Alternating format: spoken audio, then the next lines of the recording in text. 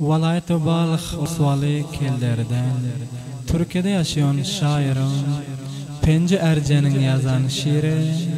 Türkmen söyler edermen gerçek İnciniyar Semed'in tarifi Kelder Cavanlarının fermayışına Abdullah Osman sesinde işte Hemişe şad yaşam aziz Türkmenim. İnciniyar Semed'dir bilseniz ade Baş göterip bir şiir cavan tapıldı Ata baba Türkmen asli bünyade İndi dertlerimize derman tapıldı İndi dertlerimize derman tapıldı Zalimlar zulmetti üstegan gusip Öttüler Türkmeni depgile basip Şu çaka yattık ses çıkarman busip Ahirda edermen kahraman tapıldı Ahirda edermen kahraman tapıldı İndi dertlerimize derman tapıldı İzinde duralım ağzı bir bolayım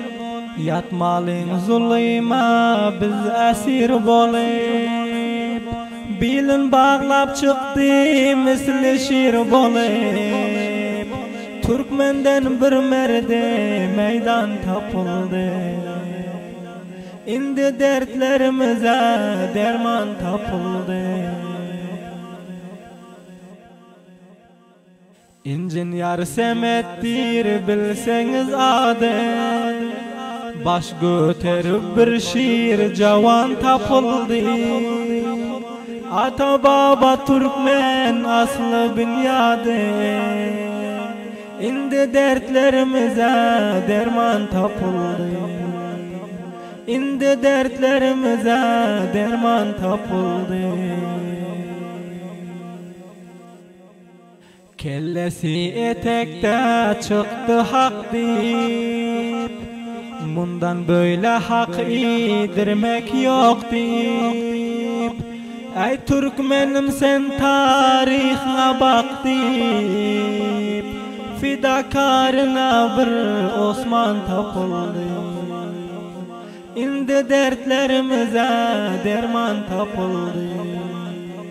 Türkmenden bir merde meydan tapıldı Hakkımız zalimler imesin deyip Türkmen millet bir baş dimesin deyip Bul milletin hakkı koymesin deyip Hak için bir mahe taban tapıldı